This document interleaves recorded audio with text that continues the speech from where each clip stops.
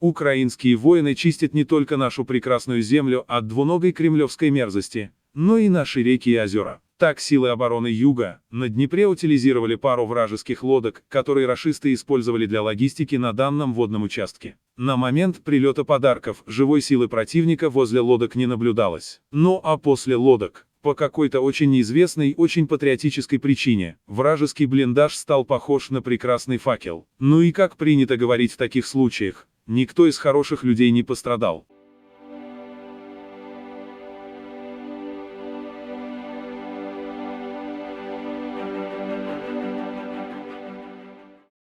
Лучше в мире. Сожгли подлет за $5 миллионов. Об этом сообщили украинские разведчики 28 ноября. Утилизировали российскую РЛС в оккупированном Крыму. Мобильная РЛС-подлет используется врагом для обнаружения воздушных целей на малых и предельно малых высотах в сложной помеховой обстановке. Ориентировочная стоимость уничтоженного вражеского радиолокационного комплекса, предназначенного, в частности, для выдачи целей указаний для ЗРК С-300 и С-400, составляет $5 миллионов. Лучшее в мире, по мнению Путина, РЛС не заметила угрозу с неба. Все. Российский военнослужащий-ракетчик записывает для ТикТока видео с Курского аэродрома во время перезарядки системы ПВО, по которой прошлой ночью прилетели американские ракеты Атакмс. Все отлично показал, просто молодец. Хорошо бы немедленно отыскать его и представить к награде. Работайте, братья. Далее прямая речь автора этого видео. Сижу в машине, дежурю, получается. Ну, эта штука там работает, дизель работает. Все. Сижу, думаю, что делать. Может, в ТикТоке позалипать. Или в танки поиграть. Или поспать, может, не знаю. Да, представляешь, у нас все получилось. Ура, это говно работает. Все, теперь мы под защитой. Вообще, кто что летит, давайте сюда, лети быстро. Да я, ну как сказать, на дежурстве. Я, короче, в аэропорту здесь, в Курске, то, что мы, короче, не можем запитать Тор. Наши кабеля к им не подходят, а их к нам не подходят. И, короче, сейчас вот будут ракетами заряжаться, и мы стоим в пятером такие, кубатурим, думаю, что делать. Так что, вот, типа на дежурстве, вот так, весело. Теперь мы под защитой. Кто что летит, давайте сюда, лети быстро. Ну, не в первый раз такое с нами происходит.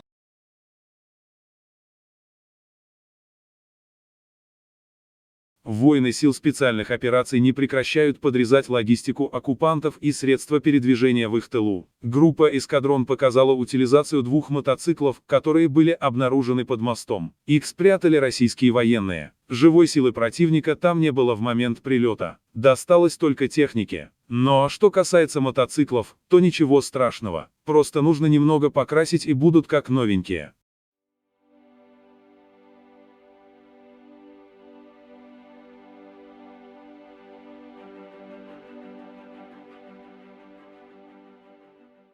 Все мы помним, как старый кремлевский щелкун, пугающий весь мир своими маленькими протухшими орешками, гордо заявлял, что в Крым даже муха не пролетит. И, как говорится, никогда такого не было, и вот опять. Российские телеграм-каналы просто пестрят разными фото и видео об очередном хлопке во временно оккупированном Крыму. Заявлено, что так выглядит склад боеприпасов, на котором нарушена техника пожарной безопасности. Это неизбежный результат того, что сейчас происходит. Недавно мы сообщали про российского солдата, который выложил в ТикТок место расположения ПВО в Курской области. Как оказалось, это не единичный случай. Партизаны движения АТЭШ сообщили в своем телеграм-канале, что они получают новые координаты С-400 от российских солдат в Крыму. Далее цитата. Координатору нашего движения по Крыму начали регулярно писать российские военнослужащие, которые служат в подразделениях ПВО на полуострове. Они жалуются на невыносимые условия службы и все чаще выражают желание вернуться домой. Один из таких военнослужащих передал важную информацию о размещении 4 установок С-400 «Триумф» и складов ракет к ним в Сакском районе, неподалеку от Евпатории.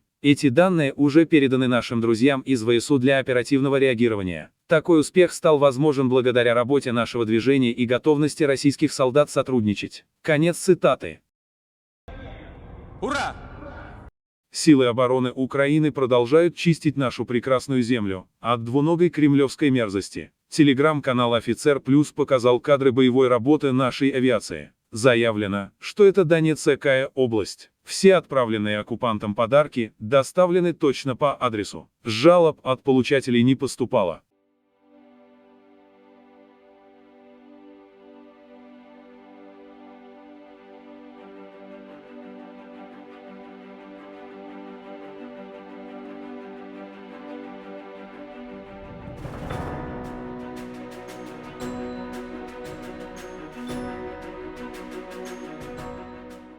Операторы 14-го полка утилизировали до стадии «Пепел» российскую систему противовоздушной обороны ТОР. Наши военные рассказали, что ТОР пытался покинуть позицию. Перед этим за российским зенитно-ракетным комплексом наблюдал украинский разведывательный беспилотник. Затем по цели отправили ударный патриотически настроенный беспилотник Switchblade 600 американской компании AeroVironment. Дрон запустили с помощью наземного пускового контейнера, визуально напоминающего миномет. Боевой дрон направился к своей цели, на которую метко нацелился и превратил вражеский зенитный комплекс в очень красивый факел.